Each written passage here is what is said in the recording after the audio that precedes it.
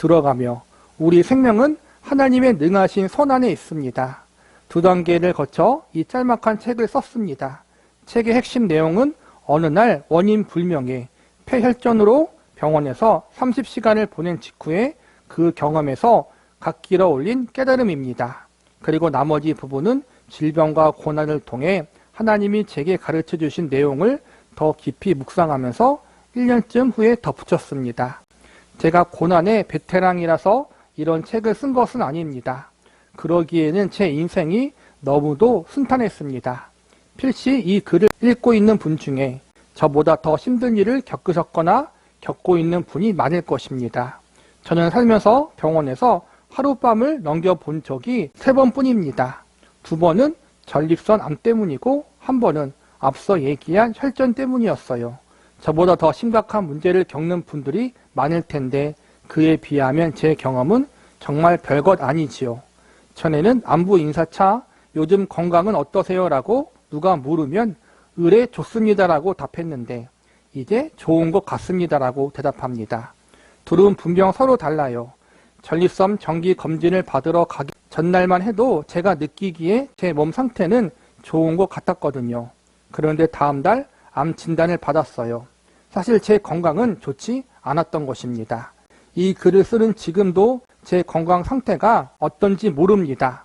아마 지금도 암세포는 있을 것이고 어쩌면 다른 혈전이 떨어져 폐로 이동하기 직전일지도 모르지요.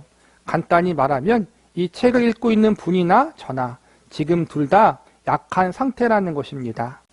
여러분은 병원에서 있고 저는 집에 있을지 모르지만 우리 자신이 얼마나 성하거나 병들어 있는지 피차 정확히 몰라요. 그래서 저는 이제 좋습니다라는 말 대신 좋은 것 같습니다라고 말합니다. 이는 성경이 해주는 말과 잘 맞아듭니다. 들으라 너희 중에 말하기를 오늘이나 내일이나 우리가 어떤 도시에 가서 거기서 1년을 머무며 장사하며 이익을 보리라 하는 자들아 내일 일을 너희가 알지 못하는도다. 너희 생명이 무엇이냐? 너희는 잠깐 보이다가 없어지는 안개니라. 너희가 도리어 말하기를 주의 뜻이면 우리가 살기도 하고 이것이나 저것을 하리라 할 것이거늘. 주의 뜻이면 우리는 삽니다. 우리 생명은 하나님의 능하신 손 안에 있어요. 그분의 뜻이면 우리는 삽니다. 우리를 향한 그분의 목적이 다하기까지 죽지 않습니다. 우리가 사는 게 하나님의 뜻이라면 어떤 적이나 질병도 우리를 데려갈 수 없습니다. 하나님의 구원의 손 안에 붙들려 있는 것보다 더 안전한 것은 없습니다. 조금 전 저는 성경을 인용했는데 왜 그랬을까요? 책을 더 써 내려가기 전에 제가 이 글을 쓴 배경과 제가 무엇을 믿는지부터 먼저 밝혀두는 게 좋을 것 같군요. 이 고백의 목적은 2가지입니다. 하나는 솔직하고 싶어서입니다. 제가 무엇을 믿고 있으며 제 견해가 어디서 왔는지 조금도 숨김없이 내보이고 싶어요. 또 다른 목적은 여러분을 격려하는 것입니다. 제가 그리스도인인 이유는 이제부터 말씀드릴 내용들이 진리이자 세상 최고의 소식이라 믿기 때문입니다. 특히 병원에서는 더 기쁜 소식이지요. 저는 진솔하게 여러분을 격려하고 싶습니다. 몸이 아플 때는 장문의 논문을 읽을 시간도 기력도 없음을 너무나 잘 압니다. 그래서 우선 제가 이 글을 쓴 배경을 10가지로 짤막하게 요약했습니다. 이것이 1부입니다. 힘들다면 이 부분을 건너뛰고 곧장 다음으로 넘어가도 좋아요.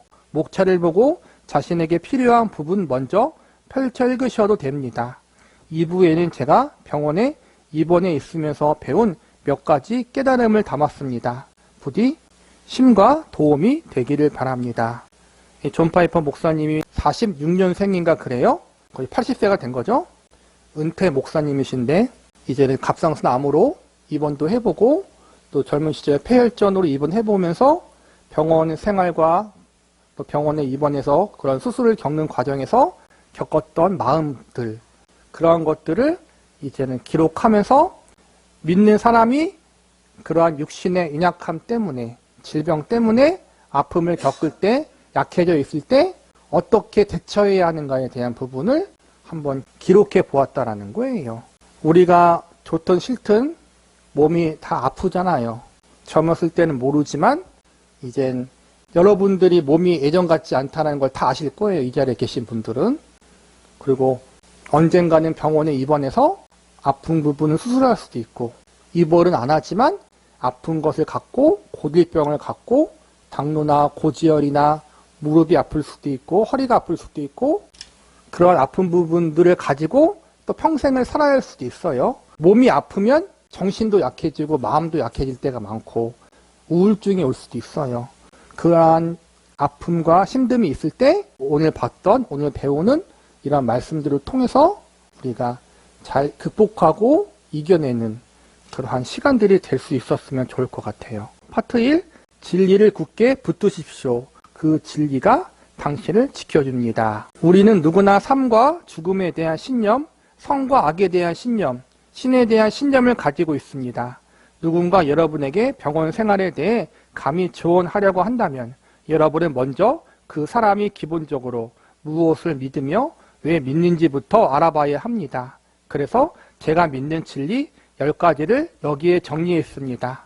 저는 아파서 병원에 입원하러 갈 때 그 어떤 것보다 이 진리를 마음에 소중히 품고 갖고 병상에 있는 동안 그것에 간절히 의지했으며 제가 마음에 품은 것이 진리라는 확신이 더욱 굳건해져서 태어났습니다. 1장, 들려오는 오만한 소리에 마음이 어수선합니다. 하나님의 말씀인 성경을 붙드십시오. 하나님이 주시는 위로는 확실하고 흔들림이 없습니다. 여러분이 겪고 있는 고난에 대한 제 사견에는 권위가 없을지 모릅니다. 인간의 어설픈 조언은 아픈 이의 마음을 더 복잡하게 만들 뿐이죠. 그러나 하나님 말씀에는 권위가 있습니다. 살아계신 하나님이 여러분을 그분의 말씀으로 인도하고 위로하기를 원하십니다. 성경이 하나님의 말씀인지 어떻게 아느냐고요? 간단히 답하자면 성경을 간통하며 빛나는 영광이 여러분 마음 가운데 새겨진 하나님의 모양의 틀과 완벽하게 맞아떨어지기 때문입니다. 그래서 우리 마음이 가장 깨끗할 때 우리는 하나님의 음성을 듣습니다. 예수님은 이렇게 말씀하셨어요. 내 양은 내 음성을 들으며 나는 그들을 아며 그들은 나를 따르느니라. 성경은 우리 마음 깊은 곳에 하나님을 안다고 말합니다. 이는 하나님을 알만한 것이 그들 속에 보임이라. 하나님께서 이를 그들에게 보이셨느니라. 하나님의 세계가 하나님이 창조주임을 밝히 알려주듯 하나님의 말씀인 성경도 하나님이 저자임을 밝히 알려주고 있습니다. 이건 우리가 꿀로 아는 이치와 비슷해요. 과학자들은 화학 실험 결과를 근거로 이 병에 꿀이 들어있다고 하겠지만 우리는 그저 맛을 보면 그게 꿀인지 알 수 있죠. 비슷하게 하나님 말씀도 영적인 단맛이 납니다. 그 말씀은 그분이 지으신 우리 마음 한구석에 와 닿기 마련입니다.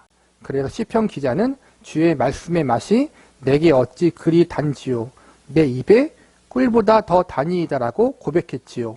꿀을 맛보아 꿀임을 아는 것처럼 그런 식으로 우리 마음이 성경은 패하지 못하나니 예수님의 말씀, 모든 성경은 하나님의 감동으로 된 것이라는 사도 바울의 말, 성령의 감동하심을 받은 사람들이 성경을 기록했다는 사도 베드로의 말이 그렇습니다라고 동의하게 되는 것입니다.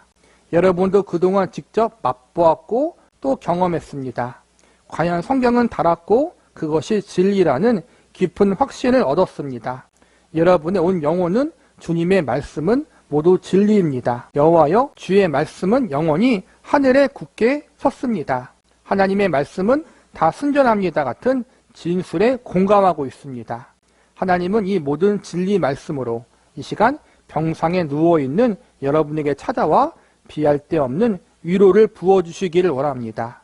내 속에 근심이 많을 때 주의 위안이 내 영혼을 즐겁게 하시나이다. 존 파이편 목사님이 병상에 있을 때 질병으로 고통받았을 때 하나님의 말씀을 통해 위로를 받고 하나님 말씀으로 견뎌냈다는 거예요. 그게 그리스도인이고 믿는 성도라는 거예요. 그래서 누군가를 위로할 때 그 사람이 어떠한 믿음을 갖고 있는지가 참 중요해요. 그 사람이 불신자인지, 불신자들이 할 수 있는 위로는 힘내세요라고 할 수밖에 없고, 다른 종교를 가진 사람들은 그들이 가진 종교의 이름으로 위로를 주겠죠. 우리의 위로는, 믿는 자의 위로는 하나님이 이루시고 하나님이 기록하게 하신 성령이 기록하신 하나님의 말씀이 우리의 위로가 되고 힘이 될 수 있다는 거예요.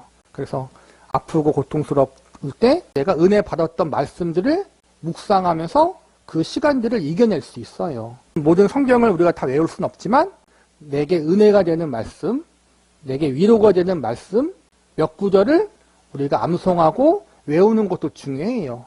정말 힘든 순간, 아픈 순간, 정말 견딜 수 없는 고통이 오는 그 순간 내가 알고 있는 그 말씀을 묵상하면서 그 아픔과 고통을 이겨내는 그러한 시간들로 가질 수 있다는 거예요. 그래서 우리 위로의 첫 번째 비결과 방법은 하나님 말씀을 통해서 위로를 받아야 된다는 거예요. 여호와는 마음이 상한 자를 가까이 하시고 충심으로 통회하는 자를 구원하신도다. 의인은 고난이 많으나 여호와께서 그의 모든 고난에서 건지시는도다. 여러분의 영혼을 하나님처럼 위로할 수 있는 사람은 없습니다. 하나님이 주시는 위로는 확고하고 흔들림이 없어요. 그리고 그 위로는 하나님의 말씀인 성경에서 옵니다. 이것이 저의 첫 번째 믿음입니다. 앞으로 나눌 나머지 내용들은 다 여기에서 기초한 것입니다. 저와 여러분의 위로를 받을 수 있는 부분, 육체적인 질병뿐만 아니라 인생의 고난과 어려움, 내 삶의 공고함 속에서도 마찬가지예요. 우리를 위로할 수 있는 분은 오직 하나님, 참된 위로자는 하나님밖에 없다라는 거예요. 그리고 그 하나님은 말씀을 통해서 우리에게 위로를 주시고 우리에게 용기를 주시고 힘을 주시고 다시 일어날 수 있는 회복을 주신다. 저와 여러분이 하나님 말씀을 가까이 하고 중요한 하나님 말씀, 내가 정말 힘들 때, 예수님을 내가 처음 혹시 영접했을 때 그러한 순간에 나에게 큰 믿음을 주고 은혜를 줬던 말씀들이 있잖아요. 그 말씀들을 우리가 묵상하고 좀 암송하는 것도 필요해요. 그리고 찬송도 필요한 것 같아요. 찬송가 중에서도 말씀을 근거로 하는 좋은 찬송가들, 병상 중에 있을 때 혹은 육체의 약함 때문에 힘들어할 때 그 말씀을 묵상하고 찬송을 통해서 찬송을 함으로 그러한 아픔과 외로움과 고통을 이겨낼 수 있기를 바라요. 첫 번째 위로는 하나님 말씀을 통해서다. 이가 고통의 한복판에 두시는 하나님이 원망됩니다. 우리 하나님은 선하십니다. 하나님의 말씀이 성경이 우리에게 이렇게 말합니다. 여호와는 선하시며 환난 날에 산성이시라. 그는 자기에게 피하는 자들을 아시느니라. 곧 하나님은 빛이시라. 그에게는 어둠이 조금도 없으시다는 것입니다. 여호와는 선하시며 그의 인자하심이 영원하고 그의 성실하심이 대대에 이르리로다. 너희는 여호와의 선하심을 맛보아 알지어다. 그에게 피하는 자는 복이 있도다. 병원에 있으면 누구나 고난에 둘러싸입니다. 병원 바깥장에서는 고통이 일상이라는 물속에 녹아있지요.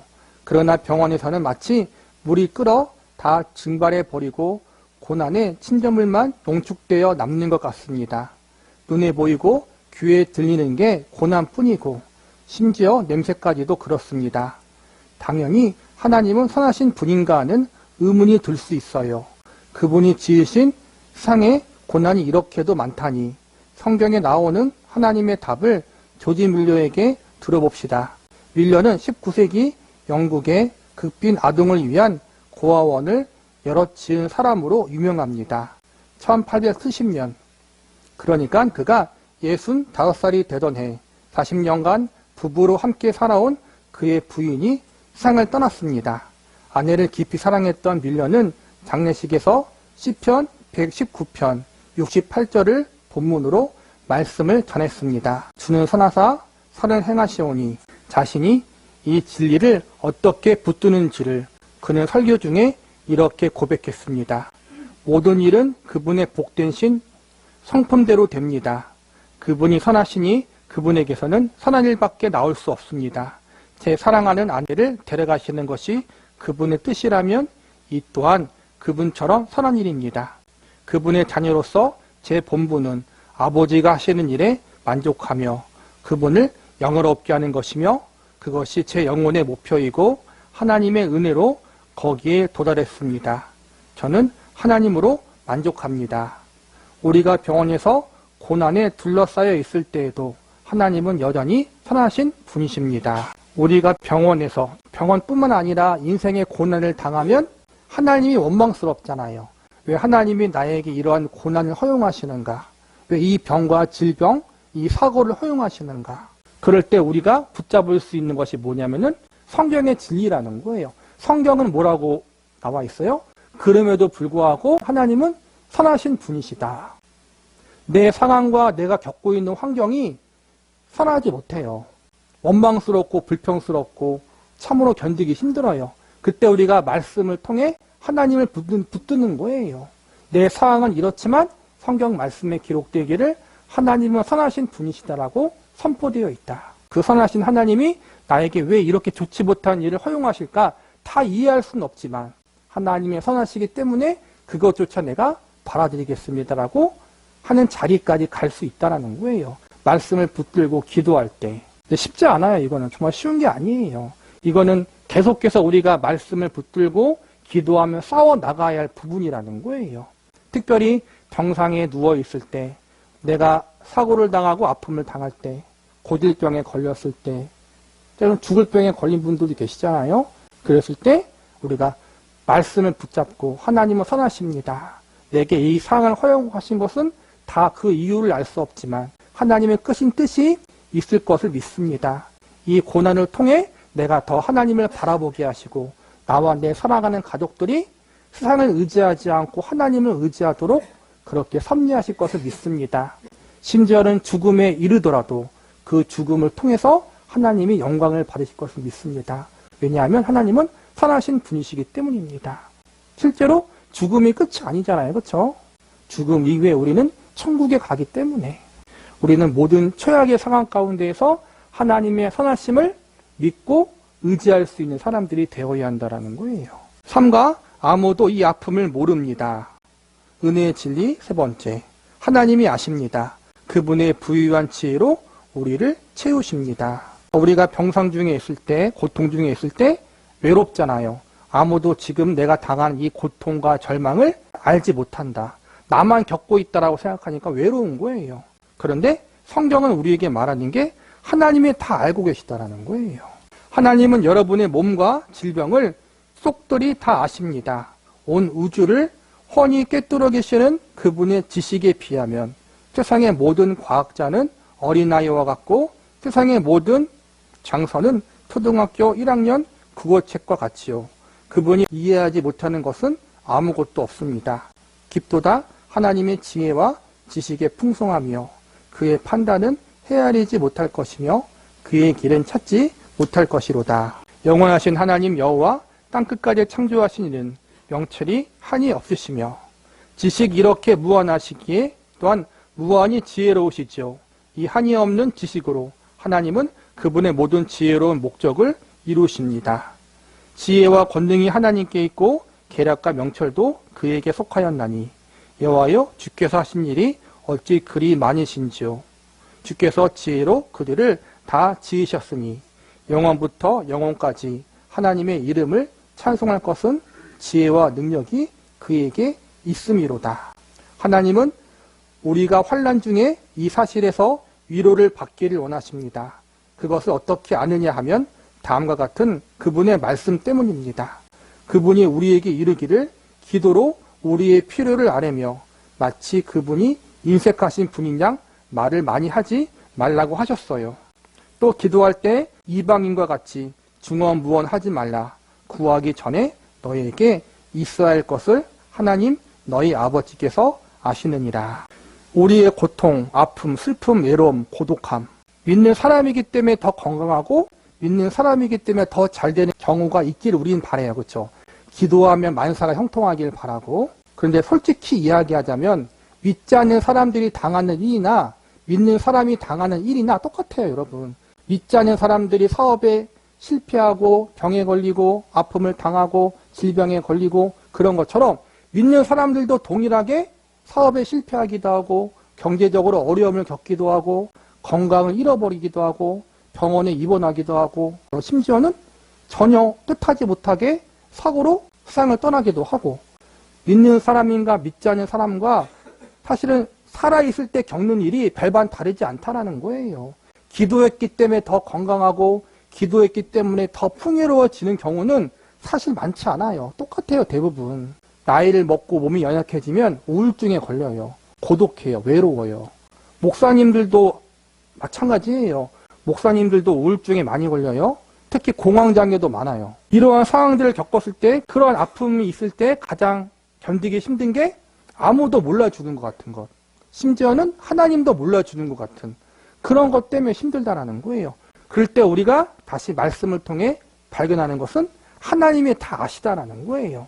내가 지금 겪고 있는 상황과 현실은 모르는 것 같아. 하나님이 아신다면 이런 일을 겪게 할 수 있는 건 말이 안 된다고 생각해요. 그럼에도 불구하고 하나님이 모르는 것, 하나님의 생각과 하나님의 관심과 하나님의 시선에서 벗어나서 우연히 발생한 건 없다라는 거예요. 하나님이 다 알고 계시다. 근데 왜 이 일을 겪게 하셨는가? 그 이유를 다 우리는 알 수 없죠? 그러나 하나님이 알고 계시고 그 고난 가운데 나를 위로하기를 바라시고 내 마음 가운데 안식과 평안을 주기를 바라신다는 거예요. 그 사실을 우리가 말씀을 통해 발견할 수 있다. 우리도 그래요. 외로울 때 누군가 해결해 주는 건 아니지만 내 외로움과 내 문제와 답답함을 들어주길 원하잖아요. 누군가가 전화가 올 때 피하고 싶어요. 사람은 그렇다라는 거예요. 그런데 하나님은 그렇지 않다. 모든 걸 다 아뢰라는 거예요. 너가 말하지 않아도 다 알고 있지만 너의 답답함을 나에게 아뢰라. 하나님이 다 듣고 계신다. 듣고 계신다는 거는 듣고 끝나는 것이 아니라 위로해 주신다는 거예요. 그래서 저와 여러분의 답답함, 나만 알고 있는 그 고통의 문제, 그것 때문에 힘들어할 때 하나님이 다 알고 계시고 그 하나님 앞에 모든 것을 아뢰시길 바라요. 여러분이 무엇이 필요한지 하나님이 다 알고 계십니다. 일상적인 필요 때문에 불안해하지 마십시오. 너희 하늘 아버지께서 이 모든 것이 너희에게 있어야 할 줄 아시느니라. 그분이 아십니다. 우리의 모든 필요가 그분의 지혜를 따라 채워질 것입니다. 나의 하나님이 그리스도 예수 안에서 영광 가운데 그 풍성한 대로 너희 모든 쓸 것을 채우시리라. 힘을 내어 믿음으로 이렇게 선포합니다. 지혜로우신 하나님께 예수 그리스도로 말미암아 영광이 세상에 무궁하도록 있을지어다. 이렇게 기도하면서 우리가 이겨내야 한다는 거예요. 이렇게 기도하고 말씀을 붙잡고 나아간다고 해서 문제가 다 해결되는 건 아니에요. 솔직히 이야기하면.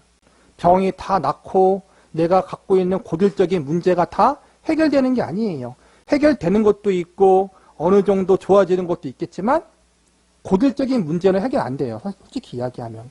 그 가운데 우리가 말씀을 붙들고 견뎌내고 인내하며 믿음으로 살아가는 게 성도의 삶이에요, 여러분. 우리가 어떻게 그렇게 믿음으로 인내할 수 있는지를 지금 배우는 거란 말이에요. 우리가 하나님을 의지하되 말씀을 붙들고 기도하며 나아갈 때 우리가 그 모든 것을 이겨낼 수 있는 하나님의 지혜와 힘을 주신다. 견딜 수 있게 해주신다는 거예요. 저와 여러분이 이 성경 말씀을 통해 또 공부 시간을 통해 배운 것들을 통해서 여러분의 생활에 또 여러분의 겪고 있는 그 고통 중의 시간에 잘 적용할 수 있기를 바랍니다. 4과 하나님도 못 고치실 겁니다. 은혜의 진리사 하나님이 전적으로 주관하고 계십니다. 하나님이 전적으로 주관하신다는 사실에 위로를 받는 사람이 있고 이것을 잊지 못하는 사람도 있습니다. 그런가 하면 하나님을 끔찍한 고난과 연결한다는 자체로 이를 신성모독이나 잔인한 일로 여기는 사람도 있지요. 저는 첫 번째 부류에 속합니다. 저나 제가 사랑하는 이들에게 무슨 일이 벌어지든 그것이 무의미한 우연이 아님을, 또 우리가 악한 귀신들의 주권 아래 있지 않음을 안다는 게 제게 큰 위로가 됩니다.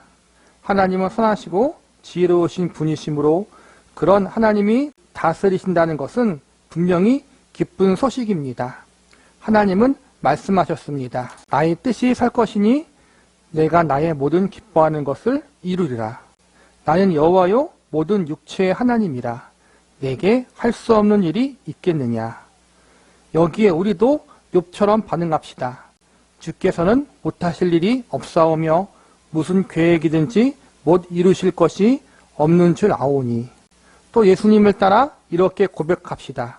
사람으로는 할 수 없으나 하나님으로서는 다 하실 수 있습니다. 참새 5마리가 두 아사리온에 팔리나 하나님은 그중 한 마리까지도 잊지 않으시는 분입니다. 진정 제 머리카락까지 다 세시는 주님 두려워하지 않겠습니다. 저는 그 많은 참새보다 더 귀합니다. 예수님처럼 우리도 아버지의 뜻이 아니면 참새 한 마리도 땅에 떨어질 수 없다고 고백합시다. 이것이 왜 기쁜 소식일까요? 그분이 이유를 알려주십니다. 우리가 병들거나 죽게 되었을 때 하나님의 자비가 건강할 때만큼 잘 보이지 않을 수 있습니다. 그래서 하나님의 말씀이 필요합니다. 경험은 믿을 만한 길잡이가 못 되지만 하나님은 확실한 분이십니다. 병마나 사탄이나 혹 다른 인간이 우리의 목숨을 위협할 때 우리는 요셉의 형들에게 하셨던 말씀을 우리에게 주시는 말씀으로 들어야 합니다. 그들은 일찍이 요셉을 노예로 팔았으나 결국 요셉이 이집트에서 그들을 다스리게 되었습니다. 그런데 그때 요셉이 뭐라고 말했는지 아시나요?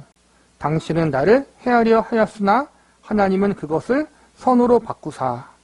하나님은 그냥 악을 선용하시는 정도가 아니라 애초부터 선을 의도하셨어요. 요셉의 형들의 목적은 악했으나 하나님께서는 선한 목적이 있었습니다. 이것이 고난 중에 모든 위로를 누리는 열쇠예요. 우리 삶을 향한 사탄의 속내가 아무리 약할지라도 하나님의 의중은 선합니다. 이 진리를 꼭 붙드십시오. 다른 모든 게 암담해 보일 때 이 진리가 엄청난 위로가 됩니다. 병상에 있는 사람, 고통을 당하는 사람, 그게 마음이 두렵잖아요. 암에 걸리신 분들, 그래서 병마와 싸워야 하는 분들, 그런 분들을 볼 때 그런 게 내 자신일 때 하나님이 못 고쳐줄 거야 라는 마음이 생길 때가 있어요. 그리고 실제로 고침받지 못하고 죽는 분도 계시고 또 오랜 동안 그 병마와 싸우고 항암과 싸우시는 분들도 계시다가 그렇게 싸우다가 돌아가시는 분도 계시고 여기서 하나님이 못 고칠 거라는 마음은 두려운 마음이에요. 우리가 가질 마음은 하나님은 능히 고칠 수 있지만 만약 고쳐주시지 않는다는 것은 그럴 만한 또 하나님의 섭리가 있다는 거예요. 왜 내가 병에 걸렸고 내가 왜 이 아픔을 겪는지 그 정확한 모든 세세한 이유에 대해서는 사실은 다 몰라요. 우리가 고난당할 때, 아픔을 겪을 때, 병에 걸렸을 때 내게 왜 이런 일이 생겼는가라고 그 이유와 원인을 찾으면 한도 끝도 없어요. 시험에 든다는 거예요. 우리는 그 원인과 이유에 집중하기보다는 이 모든 상황 가운데 하나님이 다 알고 계시고 이 모든 것들을 합력하여 선을 이룰 수 있도록 일하고 계시다는 사실을 믿고 그 사실의 위로를 받으라는 거예요. 그 아픔 자체에 집중하지 말고 하나님께 집중하자는 거예요. 결국엔 이걸 통해 하나님께서 선하신 일을 이루실 거예요. 혹여나 죽음일 수 있고 오랜 병마와 싸움일 수도 있어요.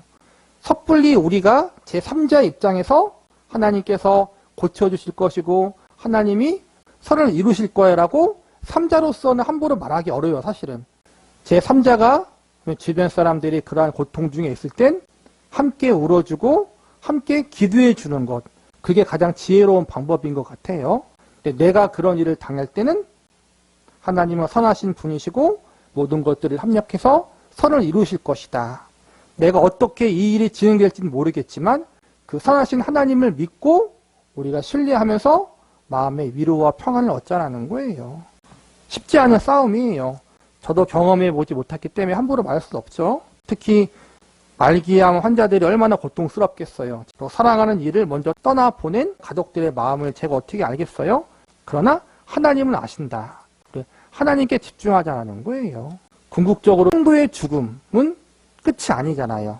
성도의 죽음은 하나님께 영광이에요. 결국엔. 왜냐하면 그 성도를 하나님이 천국으로 이끄시니까. 우리가 병마와 싸우다 보면, 질병과 싸우다 보면 솔직히 이야기하면 가지고 있던 믿음도 다 떨어져요.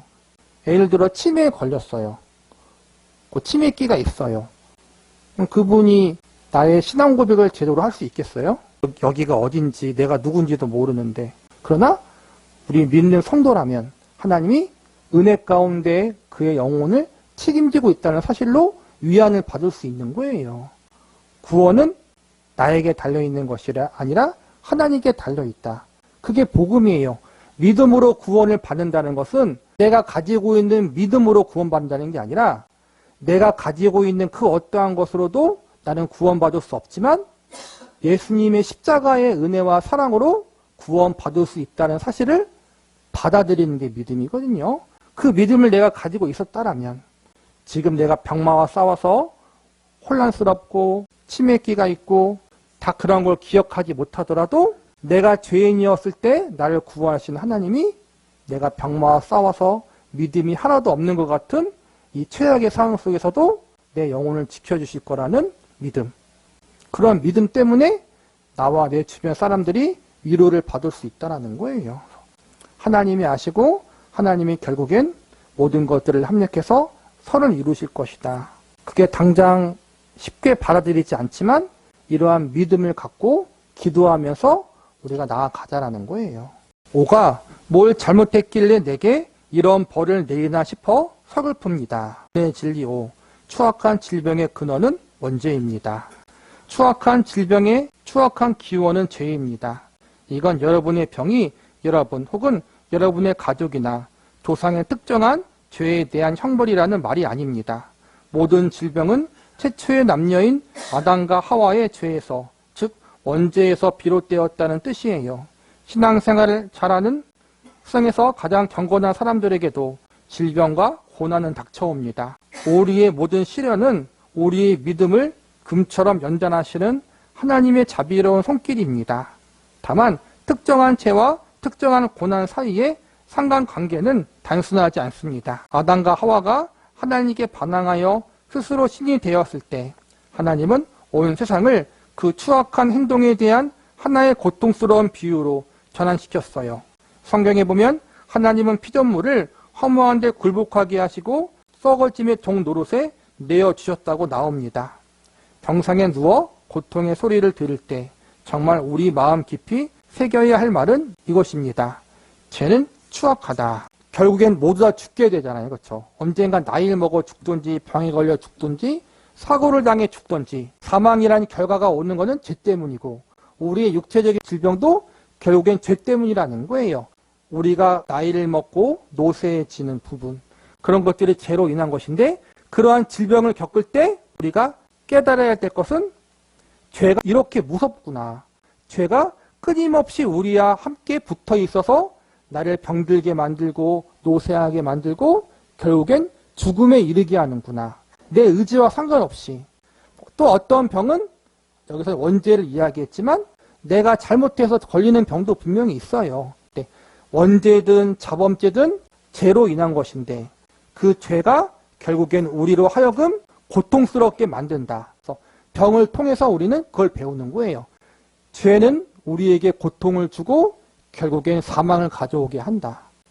이걸 통해 우리가 나는 고통스럽게 죽어야 하는 죄인이었는데 이제는 이 고통 중에 죽는 것이 저주로 끝나는 것이 아니라 죽음 이후에 하나님께서 새로운 세상, 새로운 천국을 우리에게 준비하셨기 때문에 죄의 값이 사망이고 영원한 형벌이었지만 그걸 예수님이 바꾸셨기 때문에 지금 이 땅에선 내가 고통당하지만 이 땅 이후에서의 삶 가운데에서는 내가 영생 복락을 누리겠구나라는 마음으로 감사하고 견디고 인내할 수 있다는 거예요.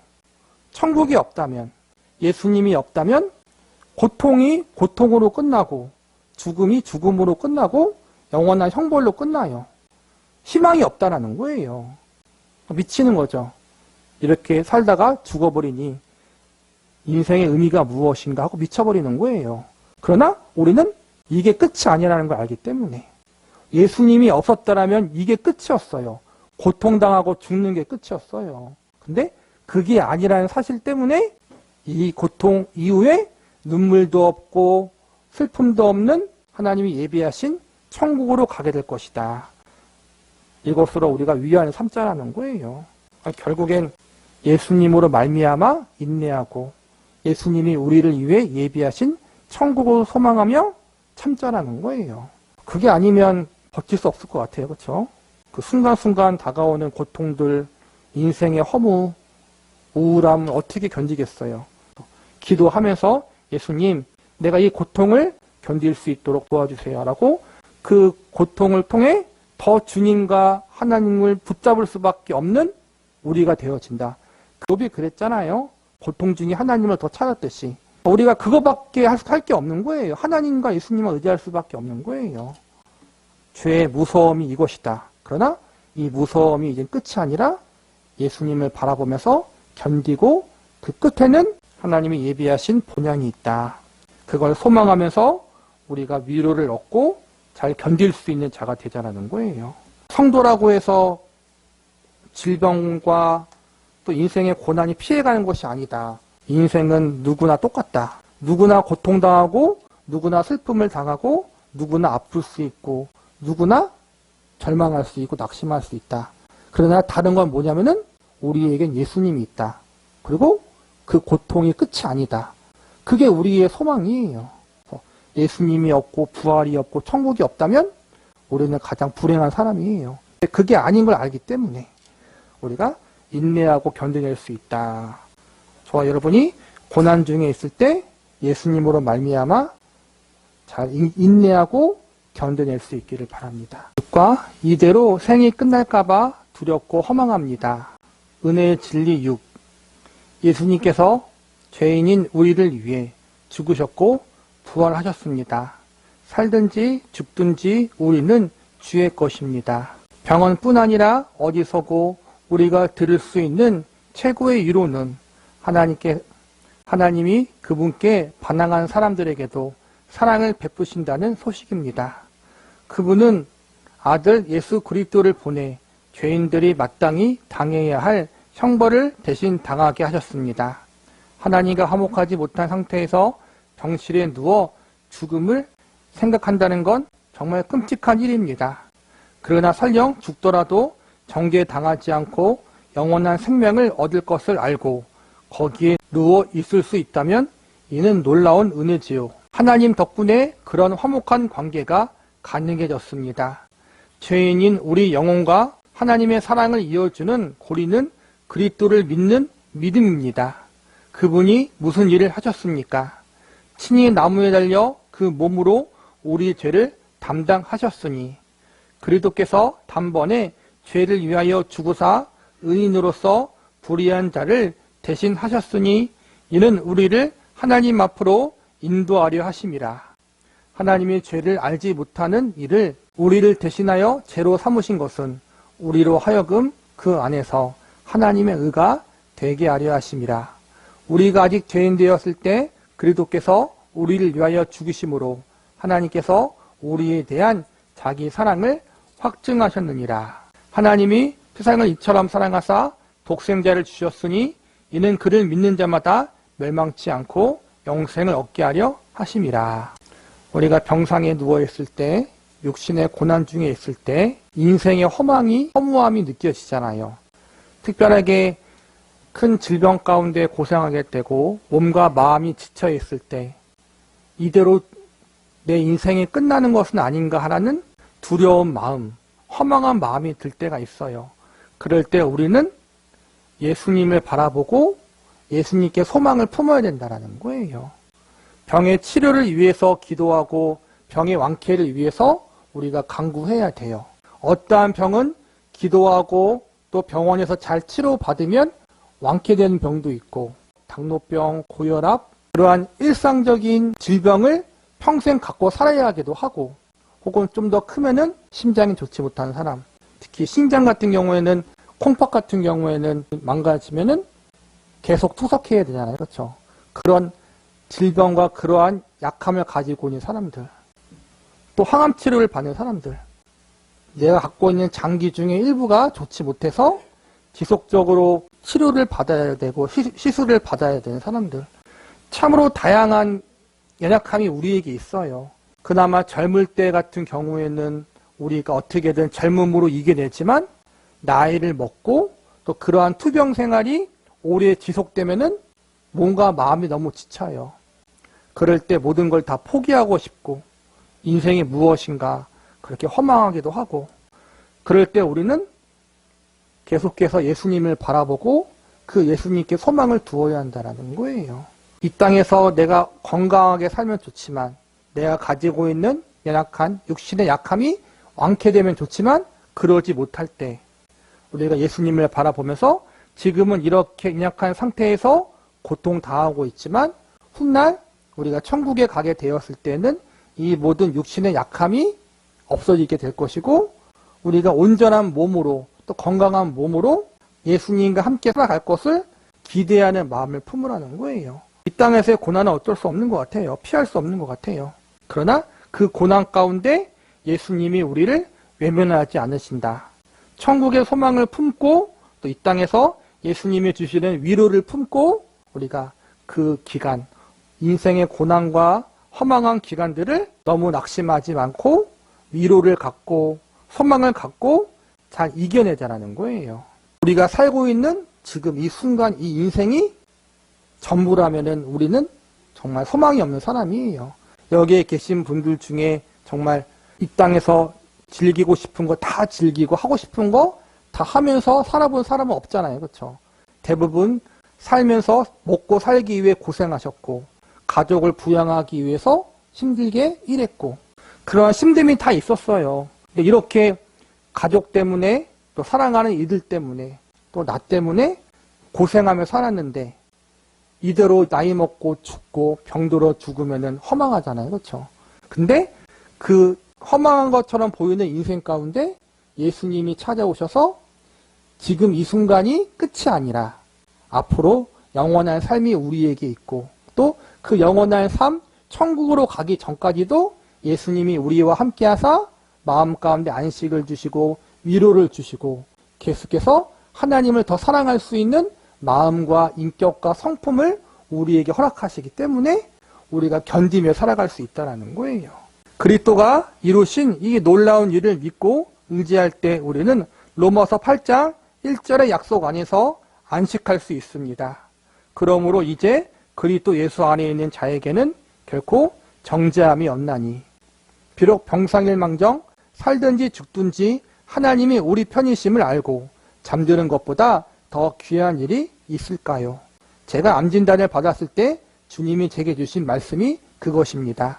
살든지 죽든지 너는 내 것이다. 하나님이 우리를 세우심은 노하심에 이르게 하심이 아니요 오직 우리 주 예수 그리스도로 말미암아 구원을 받게 하심이라. 예수께서 우리를 위하여 죽으사 우리로 하여금 깨어있든지 자든지 자기와 함께 살게 하려 하셨느니라. 우리가 살든지 죽든지 깨어있든지 잠을 자든지 우리는 예수님께 속해 있고 하나님께 속해 있다. 이 사실로 말미암아 위로를 받고 우리가 믿음으로 잘 인내하고 견뎌내자라는 거예요. 병상 중에 있을 때, 고난 중에 있을 때 사실은 제정신은 아니에요. 그렇죠? 많이 힘들어요.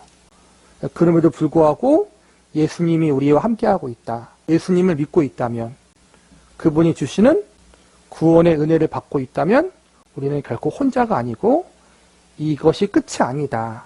이후에 더 영광스러운 삶이 우리를 기다리고 있다.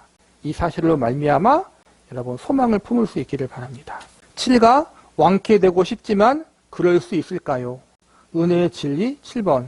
질병은 이 세상을 향한 하나님의 본래 뜻도 최종안도 아닙니다. 질병은 본연의 상태가 아닙니다. 하나님이 세상을 창조하신 후 지으신 그 모든 것을 보시니 보시기에 심히 좋았다고 합니다. 죄가 있기도 전에는 병도 없었지요.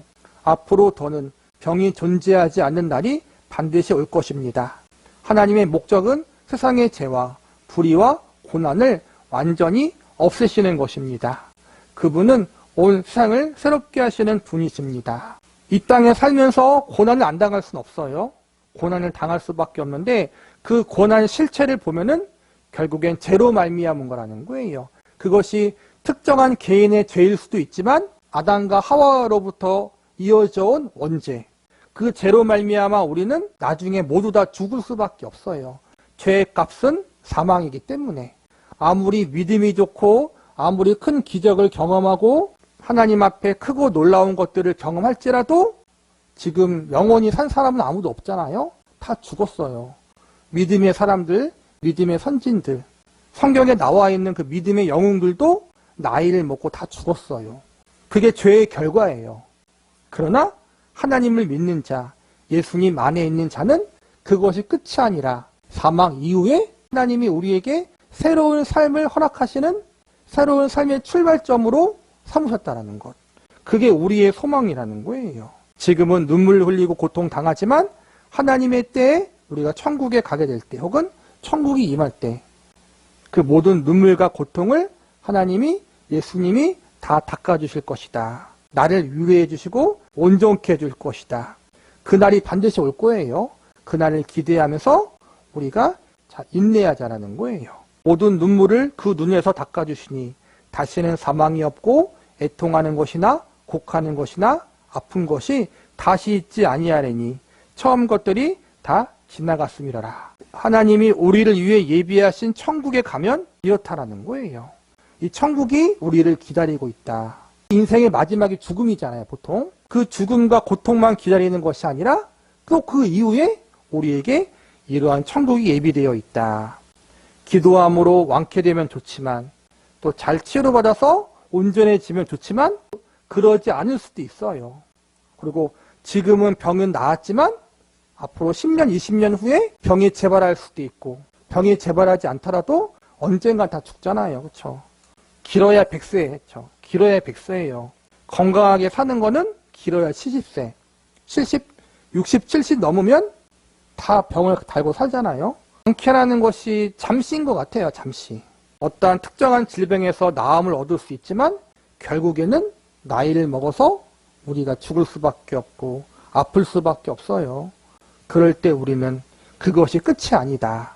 그 이후에 하나님이 예비하신 새로운 삶이 있다.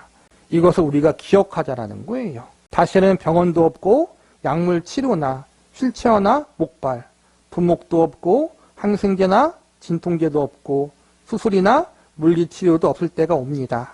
하나님은 구속된 그분의 세상을 단번에 두루 치유하여 바로 잡으실 것입니다. 세상 모든 피조물이 탄식하면서 간절히 기다리는 게 바로 그것입니다. 우리 곧 성령의 처음 익은 열매를 받은 우리까지도 속으로 탄식하여 양자가 될 것, 곧 우리 몸의 속량을 기다립니다. 예수님이 우리의 죄를 용서하셨잖아요. 우리의 죄를 용서하기 위해 십자가를 지셨잖아요. 그것으로 말미암아 죄가 용서받았지만 아직 우리는 이 죄악된 세상에 살기 때문에 세상의 영향을 받을 수밖에 없어요. 고통당할 수밖에 없고 질병과 죽음에서 자유로울 수 없어요. 그러나 이 모든 것에서 자유로울 수 있는 날이 반드시 온다. 그날이 기다리고 있다는 사실을 우리가 믿으라는 거예요.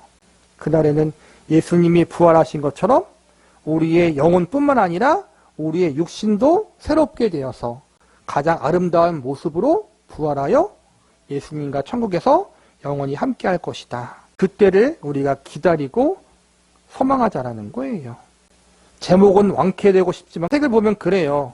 제목과 우리가 생각하는 답변은 아니에요. 그렇죠? 우리의 답변은 기도하면 낫습니다. 그건데 솔직히 나을 수도 있고 안 나을 수도 있고 제 경험상 안 낫는 경우가 더 많아요. 그리고 병이 낫더라도 그곳이 낫더라도 다른 곳이 아프기도 하고 그러니까 완벽한 완치는 없는 것 같아요. 우리는 언젠가는 이 땅을 떠나가야 해요. 근데 떠나갈 때 눈 감고 자고 있을 때 떠나가면 제일 좋은데 그렇지 않을 거예요. 분명히 몸이 여기저기 아프고 질병을 얻게 되어서 병원 응급실에 실려갈 수도 있어요. 갑작스러운 호흡 곤란으로 말미암아 어떤 특정한 질병 때문에 그러한 순간 너무 두려워하지 말고 하나님께 믿음으로 우리의 마지막을 잘 준비할 수 있도록 지금부터 우리가 기도해야 되는 거예요. 마지막을 잘 준비할 수 있도록 천국을 소망하며 하나님 앞에 인생의 마무리를 잘할 수 있도록 지금부터 여러분이 기도함으로 잘 준비할 수 있게 하시고 그렇게 준비함을 통해서 더 천국에 대한 기쁨의 소망을 크게 가질 수 있기를 바랍니다. 제가 주님을 믿고 싶지만 자꾸 마음에 시험이 듭니다. 은혜에 진립할 사탄은 실제하고 잔인하지만 우리를 장악하지는 못합니다. 사탄은 하나님의 가장 큰 적이지만 그분의 적수는 못 됩니다. 하나님은 언제라도 사탄을 완전히 퇴출시킬 수 있습니다. 분명히 사탄이 하나님의 허락하에 그분의 백성을 유혹하고 때론 괴롭히고 심지어 죽이기까지 하지만 이는 그분이 보시기에 지금으로서는 그것이 최선이기 때문에 일어나는 일입니다. 욥의 이야기를 봐도 사탄은 하나님의 허락을 받고서야 그를 병들게 할 수 있었습니다. 베드로를 유혹할 때도 마찬가지로 하나님의 허락이 필요했지요. 사탄은 무엇이든지 자기 마음대로 할 수 있는 존재가 아닙니다. 물론 성경 말씀대로 사탄이 정상에 놓은 사람들까지 포함해서 하나님의 백성들의 믿음을 무너뜨리려고 우는 사라처럼 돌아다니는 건 사실입니다. 그러나 사탄은 줄에 묶여 있어 하나님이 허락하지 않으시는 한 여러분 곁에 다가올 수도 없습니다. 하나님은 사탄의 불화살을 소멸하도록 우리에게 믿음의 방패를 주셨습니다. 또한 사탄의 선악기에서 우리를 건지실 것도 약속하셨지요. 그런즉 너희는 하나님께 복종할지어다. 마귀를 대적하라. 그리하면 너희를 피하리라. 우리가 병상 중에 있을 때, 고난 중에 있을 때 우리의 믿음이 흔들리는 경우들이 많이 있어요. 어떠한 특정한 고난, 특정한 질병이 아주 짧은 시간에 지속된다면 견딜 수 있어요. 우리가 욥의 경우도 보면은 자기의 재산을 다 잃어버리고 자녀들이 다 사고로 죽고 자기가 온몸에 녹창이 나고 피부병에 걸려서 이렇게 고생하고 있을 때 그 순간에는 하나님을 원망하지 않고 잘 이겨냈어요. 그런데 그 고통의 기간이 길어지니까 그때 욥이 시험에 들었거든요.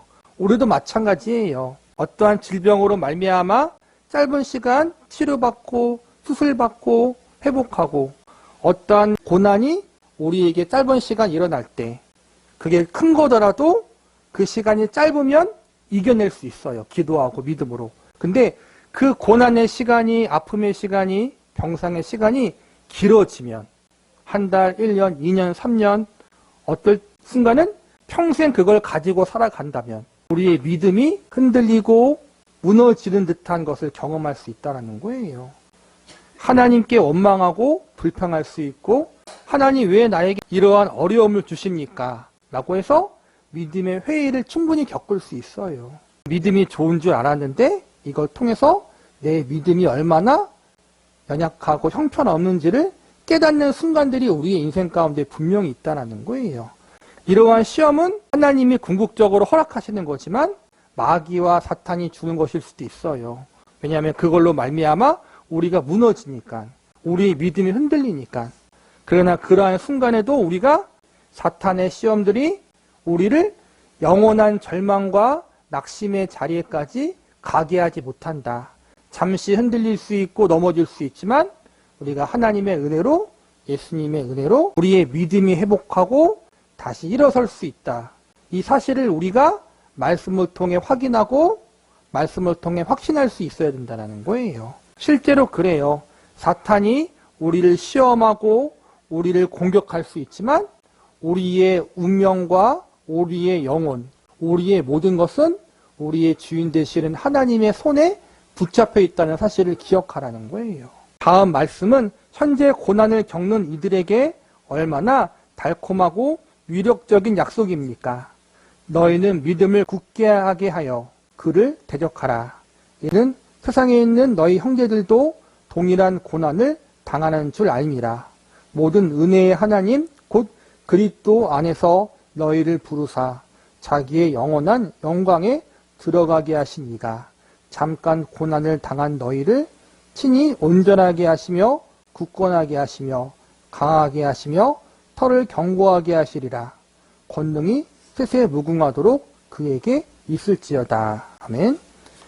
베드로 전서 말씀인데 예수님이 승천하시고 사도 베드로가 초대 교회 지도자가 됐어요. 로마 제국 곳곳에, 전 세계 곳곳에 교회가 세워졌는데 로마 제국에서 또 유대인들이 교회를 핍박하는 거예요. 많이 핍박받아서 어떤 이들은 감옥에 끌려가고, 어떤 이들은 예수님처럼 십자가에 달려 죽기도 하고, 어떤 이들은 모든 재산을 몰수당하고 종의 몸이 돼서 몸이 팔리기도 하고, 그런 고난들을 당해요. 그래서 베드로가 이런 위로의 편지를 쓴 거예요. 우리가 이 땅에서 많은 고난을 당하지만 예수님 안에 있는 영원한 운명은 바뀌지 않는다라는 거예요. 예수님을 바라봄으로 우리가 그 지금의 현재의 고난을 이겨내자라는 거예요. 여기서는 고난이, 현재의 고난이 잠깐이라고 해요. 잠깐이란 말은 우리가 앞으로 천국에 가게 되잖아요. 영원히 천국에서 우리가 하나님과 예수님과 함께 살아가는 거예요. 영원히. 그러니까 우리가 천국에서 누리게 될 기쁨과 행복과 고난에 대한 보생은 영원한 거예요. 그러나 우리가 당하는 고난은 이 땅에서만 이루어지는 거예요. 이 땅에서 상대적으로 물론 우리가 힘들고 고통스러운 기간이 길어질 수 있죠. 그러나 영원에 비한다면, 천국에서 지낼 영원한 기쁨과 행복과 안식에 비하면 이 땅에서 경험하는 고난은 잠시라는 거예요. 고난은 영원하지 않다. 이 사실을 기억하면서 우리가 하나님을 의지함으로 고난을, 이 땅에서 당하는 여러 가지 어려움을 잘 이겨내자라는 거예요. 질병도 마찬가지예요. 우리가 이 땅에 살다 보니까 시간과 세월 속에 얽매여 있다 보니까 영혼이라는 것에 대한 것을 잘 모르잖아요. 그렇죠? 저도 우리도 마찬가지예요.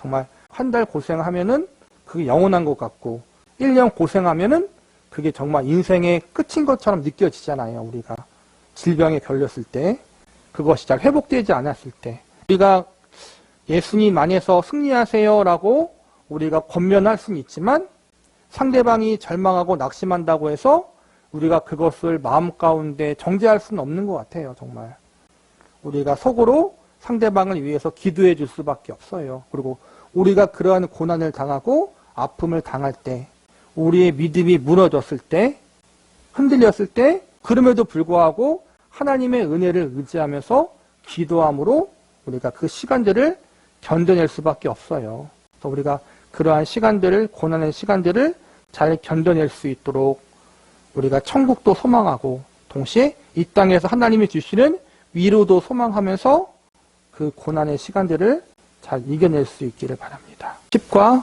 뭐뭐 했더라면 병에 안 걸렸을 텐데, 뭐뭐 했더라면 더 빨리 나았을 텐데.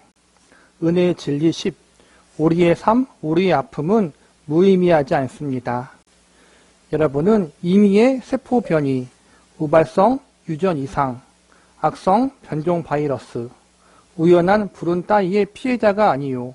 우리가 사는 세상이 그런 곳이라면 제가 이런 책을 쓸 일도 없었을 것입니다. 아무런 의미나 희망도 없을 것이고 여러분과 저는 분자의 조합만 더 복잡할 뿐 지금 여러분이 누워있는 매트리스만큼이나 무의미할 거예요. 그러나 의미를 부여하는 주관자가 존재하면 모든 일이 의미 있게 됩니다. 물론 그런 주관자가 계시고요. 그 하나님은 여러분의 삶을 향해 오늘 이렇게 말씀하십니다. 나의 뜻이 설 것이니 내가 나의 모든 기뻐하는 것을 이루리라. 지금 이 순간에도 그분은 모든 것을 합력하여 우리의 영원한 선을 이루느라 바쁘십니다. 그분께 실패란 있을 수 없어요. 여호와의 계획은 영원히 서고 그의 생각은 대대에 이르리로다. 우리가 병에 걸리거나 또 어떠한 불의의 사고를 당하거나 어떠한 고난을 당할 때 만약 그때 내가 그러지 않았더라면, 내가 그때 조금만 더 조심했더라면, 우리가 그런 걸 많이 생각하잖아요. 후에 그때 내가 그러지 않았더라면, 그런 생각을 많이 해요. 보통. 어쨌든 이미 일어난 일에 대해서 가정은 무의미한 것이기도 하고, 그러한 불행한 일, 그러한 아픔과 고통의 일들이 우리 인생 가운데 벌어진 것은 우리가 알진 못하지만 하나님의 크신 섭리와 뜻이 있다는 거예요. 그리고 그러한 것들이 아무런 의미 없이 우연히 일어나서 끝나는 것이 아니라 하나님이 그 아픔과 고통을 통해서 우리에게 선을 이루어질 수 있도록 일하고 있다는 사실을 우리가 기억하라는 거예요. 우리에게 일어난 모든 일들이 헛되게 낭비되어지지 않도록 하나님이 좋은 일뿐만 아니라 나쁜 일도, 고통스러운 일도 그것이 나에게 선이 되고 유익이 되고 궁극적으로 내가 더 하나님만 바라보고 의지할 수 있는 그러한 은혜가 되어 줄 수 있도록 우리의 삶 가운데 일하고 있고 역사하고 있다는 사실을 우리가 잊지 말라는 거예요. 그래서 내가 당하는 이 어려움과 고통들이 무의미한 것이 아니라 의미가 있는 것이다. 하나님의 선을 이루고 나에게 유익이 되도록 하나님이 섭리하고 있다. 사람의 마음에는 많은 계획이 있어도 오직 여호와의 뜻만이 완전히 서리라. 아주 미세한 착오에 대해서도 염려할 필요가 없습니다. 하늘 아버지의 뜻이 아니면 새 한 마리도 땅에 떨어지지 않으니까요. 심지어 카지노에서 던지는 모든 주사위도 하나님이 그분의 목적에 맞게 이끄시는데 하물며 사람 생명이 달린 모든 의료 절차여 오죽하겠습니까? 제비는 사람이 뽑으나 치료법은 사람이 정하나 모든 일을 작정하기는 여호와께 있느니라. 한동안 하나님이 여러분을 무력한 어린아이처럼 되게 하셨지요. 그분을 신뢰하십시오. 그분은 좋으신 아버지입니다. 지혜와 힘과 사랑이 넘치는 분입니다. 그분 안에서 안식하십시오. 그분은 여러분에게 가르쳐 주실 게 많으십니다. 제 차례가 되었을 때 깨달은 사실이 그것입니다. 다음번에도 똑같이 깨달았으면 좋겠습니다. 분명히 다음번이 올 테니까 말이지요. 이 존 파이퍼 목사님이 전립선 암으로 입원했어요.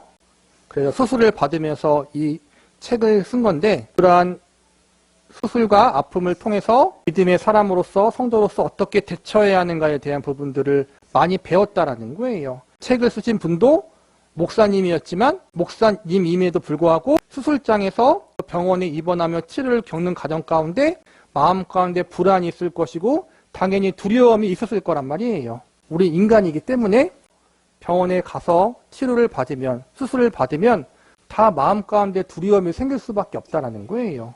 불안할 수밖에 없다라는 거예요. 그런데 그 가운데 우리가 그 불안과 두려움을 이길 수 있는 방법은 뭐냐면은 하나님이 모든 것들을 주관하고 계시고 섭리하고 있다. 일의 결과가 어떻게 될지 모르겠지만 하나님께서 이 모든 걸 통해서 나에게 선이 되어지고 유익이 되어질 수 있도록 일하고 계실 것이다.